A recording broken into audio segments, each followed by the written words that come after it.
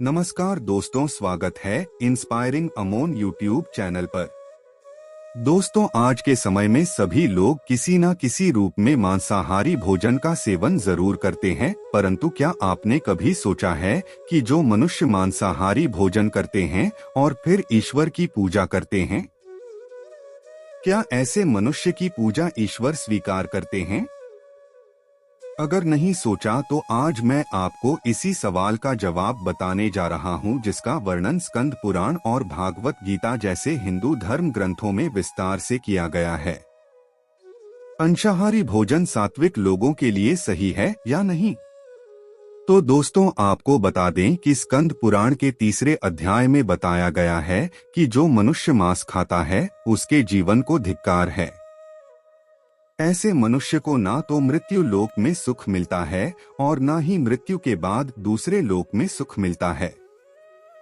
स्कंद पुराण में यह भी बताया गया है कि यदि भूख से किसी प्राणी की मृत्यु होने वाली हो तो भी उसे मांस नहीं खाना चाहिए।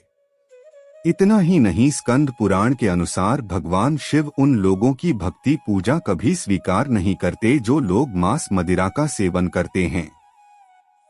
नॉइस स्कंद पुराण के अलावा वराह पुराण में भी इस बात का वर्णन मिलता है, जिसके अनुसार भगवान विष्णु के वराह अवतार ने पृथ्वी देवी के पूछने पर कहा था कि जो मनुष्य मांस का भक्षण करते हैं, मैं ना तो उसकी पूजा स्वीकार करता हूँ और ना ही उसको अपना भक्त मानता हूँ।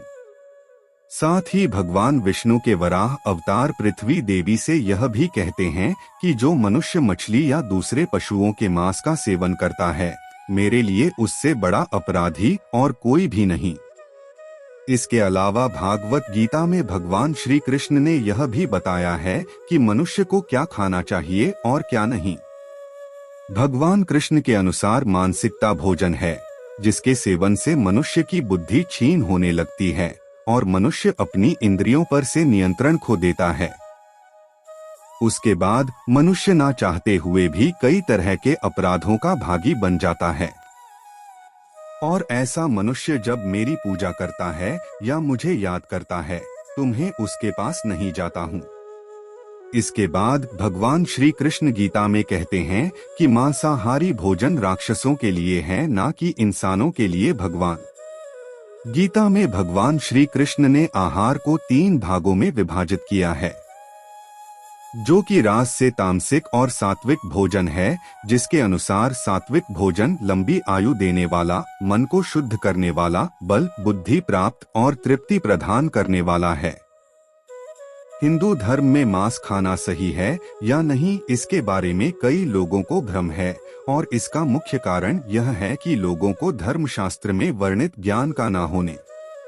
कुछ भक्षण को जायज ठहराते हैं, लेकिन यह सच नहीं है। सच तो यह है कि वेदों में स्पष्ट रूप से बताया गया है कि पशु हत्या अर्थात पशु बलि पाप की श्रेणी में आता है। वेदों का सार उपनिषद और उपनिषदों का सार भागवत गीता है, जिसके अनुसार वेदों में मांस खाने को स्पष्ट मना किया गया है।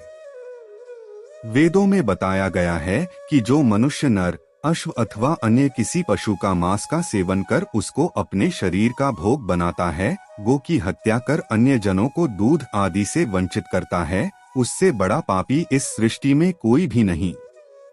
यजुर्वेद में बताया गया कि सभी मनुष्य को परमात्मा के सभी रचनाओं को अपनी आत्मा के समान तुल्य मानना चाहिए, अर्थात वे जैसे अपने आप का हित चाहते हैं और अपना भला सोचते हैं, उसी तरह अन्य का भी हित करें और उनका भला करें।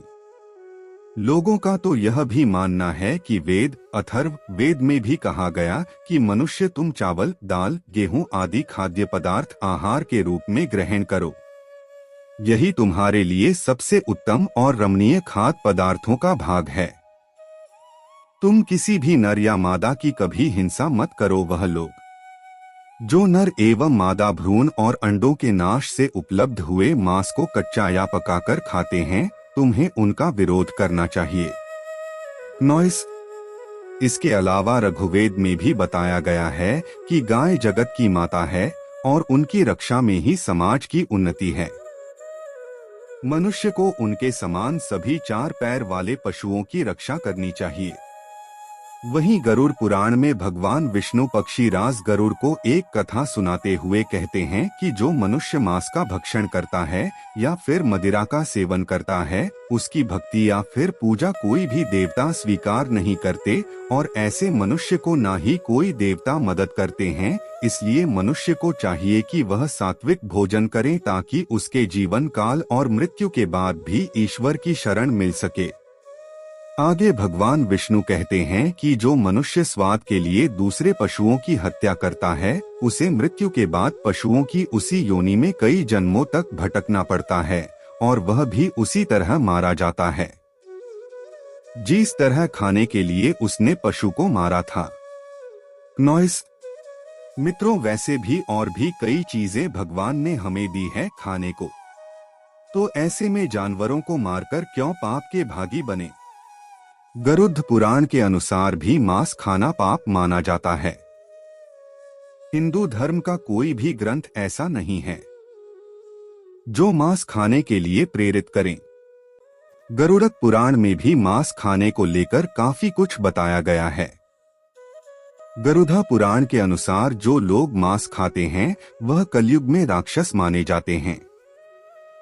गरुड़ पुराण के अनुसार मांस खाना बहुत ही बड़ पाप माना जाता है। जो जीव अन्य जीव को खाता है यह बहुत ही बड़ पाप माना जाता है। ऐसे लोगों को भगवान की शरण में जगह नहीं मिलती है। ऐसे लोगों को उनके पाप की सजा दी जाती है। इसीलिए पुराण के अनुसार भी मांस खाना पाप माना जाता है। गीता के एक श्लोक में कहा गया है कि जो व्यक्ति दूसरों के मान से अपना मांस बढ़ाना चाहता है, उससे बढ़कर नीच और निर्दयी मनुष्य दूसरा कोई नहीं है, और जो व्यक्ति मांस का त्याग कर देता है वह सब प्राणियों में आदरणीय, सब जीवों का विश्वसनीय और सदा साधुओं से सम्मानित होता है। बृहस्पति जी का कहना है कि जो व्यक्ति मध्य और मांस का त्याग कर देता है वह दान देता यज्ञ करता है और तप करता है। इसका मतलब यह है कि उस व्यक्ति को इन तीनों चीजों का लाभ मिलता है। गीता में बताया गया है कि मांस ना तो घास से, ना लकड़ी से या फिर ना तो पत्थर से पैदा होता है। मांस प्राणी की हत्या करने पर ही मिलता है। इसलिए मांस खाने में दोष है और जो मनुष्य मांस का परित्याग कर देता है वह सब प्राणियों में आदरणीय, सब जीवों का विश्वसनीय और सदा साधुओं से सम्मानित होता है। इसलिए मित्रों, यदि आप पूजा या फिर ईश्वर की भक्ति में विश्वास रखते हैं तो फिर मांसाहारी का सेवन करना बंद कर दीजिए। वैसे भी मांसाहार भोजन को वैज्ञानिक रूप से उचित नहीं माना गया है। यह मनुष्य को कई तरह के रोगों से भी ग्रसित कर देता है और जहां तक धार्मिक मान्यताओं की बात है, उम्मीद करता हूं आप लोगों को समझ आ गई ही होगी। उम्मीद करता हूं कि आपको वीडियो पसंद आया होगा और आप हमारे चैनल पर नए हो तो वीडियो को लाइक और चैनल को सब्सक्राइब जरूर करें। आपके एक लाइक से ही हमें प्रेरणा मिलती है और हम मोटिवेट होते हैं। धन्यवाद।